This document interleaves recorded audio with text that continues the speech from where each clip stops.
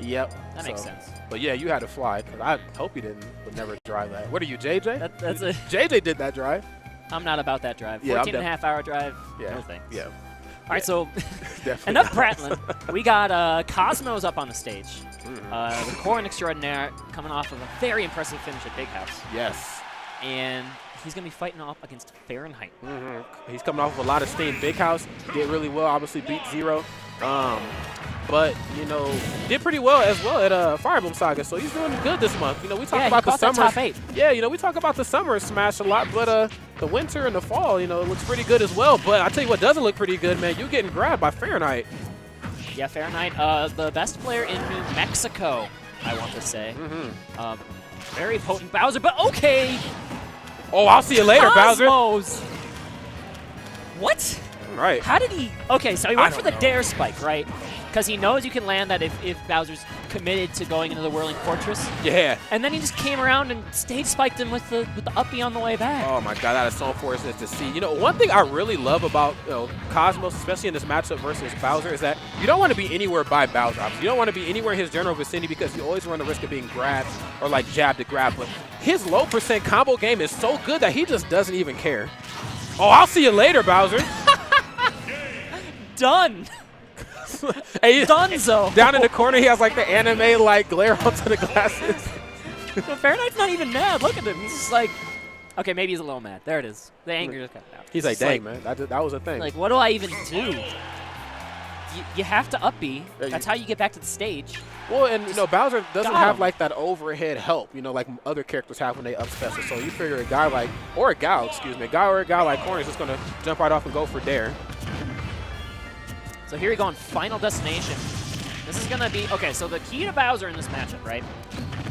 You really just gotta stay grounded. Like if you get hit once off stage, we saw what happens. That's game one. But when Bowser stays grounded, you get this started, and here we go. Because there's no platforms, Lord Sturm. Got him, and so now the tables have turned. Fahrenheit is definitely in the lead. Very quick turnaround, absolutely. And you know, it matters that much more playing a heavy character. You have got to make sure you get that lead and can hold on to it as long as possible. Corrin has a lot of ground to make up here, but he's doing pretty well at chiseling away at Fahrenheit right now.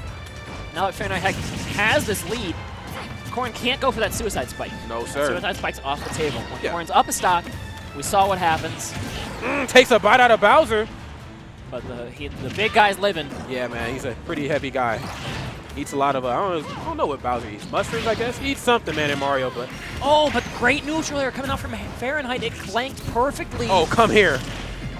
Oh, okay. Look at the sour spot. These guys are trading haymakers, Rod. They are going blow for blow right now, but the tipper pin attack getting himself a little space. Now he has control. Let's see what he can do with it. Good back air. I'll see you later, Fahrenheit. Corrin's on the board. And he's waiting. All right. Good job there waiting for the Whirling Fortress. He tried to cover like a bunch of options on that ledge get up with the Whirling Fortress. He'll cover neutral get up and roll. But instead, Corrin jumped up, got around it perfectly, got the punish. Definitely good evasion there by Cosmos. Oh. Oh, he went for it again. What's this happening? All right. Cosmos confirmed on stream has 0 chill. Yeah, well. 0. Well, yeah, okay. Maybe one. Maybe one. Maybe one piece of chill. Maybe he left it on the plane. Yeah, he might have left it on the plane right over here. It's still at TSA, man. you couldn't bring it. You couldn't bring it over, man. All right, man. Moving into the next game right now. Really strong start and finish there from Fahrenheit. Didn't let go of the lead at all. Definitely used the stage advantage to his advantage there. He's just got to find ways to, like we saw him use that neutral air on that Final Destination game, where he used it to just beat out the pin. He's got to, like, I think come out at the stage more aggressively. Yes. Not commit to that Whirling Fortress too early because we saw what happens when he does. Although that was an excellent bait on his end there to finish off game 2. And that was a pretty even start to this very important game in a best of 5. Oh, but as we say, even, man, the lead opens up a little bit more, but doesn't quite get the mix-up on the back here. Yeah, there's certain situations where that is true. That didn't seem to be one of them, and that's going to be Corrin DIing away to a spot where you can't get hit by that back air out of the upstart. Yeah, now I was told by Deluxe Menu on Twitter that when you see a Bowser go for like the landing command grab, it's called the Koopa Scoopa. So I'm gonna start calling it that, man. And if you have any problems You gotta let Deluxe Man, you know. I've been told that the up throw up air is the showtime, but it is showtime's over here for the first stock of Fahrenheit. He is just gonna go flying, but he comes back with what the down the heck? tilt. Silences the audience really quick, man. Just when you thought that he was down and out, man. Takes a sensu bean and puts himself back into the running. Yeah, you cannot hang out on the edge there against Bowser because that down tilt is so active and it catches so low. It'll kill it like 100%. Oh, for sure, man. But now Corn playing pretty well in this neutral, getting a couple of percents in. Oh, quick damage here and there. A lot of damage too, man. Good stuff. Gets the jab right into the dash attack. Put himself back on the board. Grabs right out of the pin. Come here, dude. That was crazy from Fahrenheit, but he's staying alive in these down air landing mix-ups, paying off really well. But here comes another bite out of Crime. Yeah, man. He wanted to get a little too close. Unfortunately, I ended up costing him a lot of damage. Now he's out of a jump. The back air's going to stuff it out. We'll move right into the next game. Without the jump, Fahrenheit had nowhere to go. That was it. And just he was a sitting duck, man. Flowchart. I say flowchart, but I don't mean that in a derogatory sense. No. I just mean by the books edge guarding here from Cosmos. Yes. Sealing up that stock. Going up 2-1. Edge guarding 101. Yes. Exactly. Edge guarding for dummies. I'm sure that's a textbook somewhere. Yeah, he's not letting Fahrenheit get away with any recoveries for free, exactly as you should, versus a character that has that vulnerability. So here we go on Lilac Cruz for Game 4. And I just love how both of these players can just explode at any moment. Like, it goes neck and neck. They go blow for blow, and then there's like one opening that both of these players take, and then they just completely dominate the rest of the match.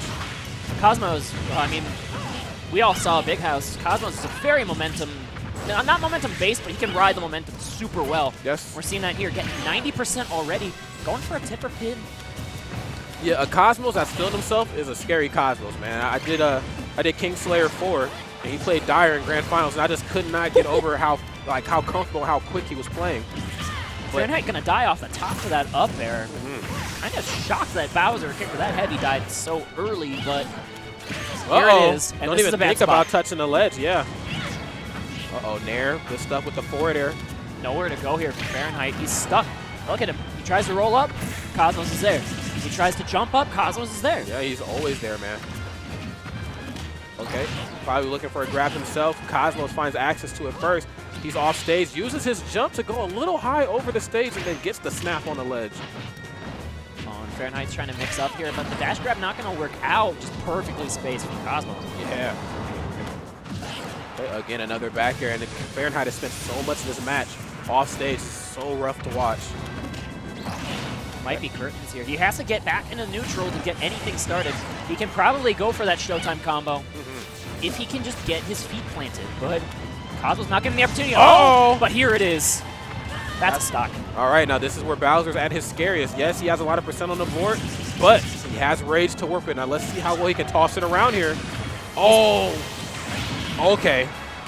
Looking to bait out of air dodge. We forgot how many hitboxes that up special has, dude. Now Bowser is 2 to 3 grabs away from winning this, but he won't even get the chance. Coming out with the pin hot.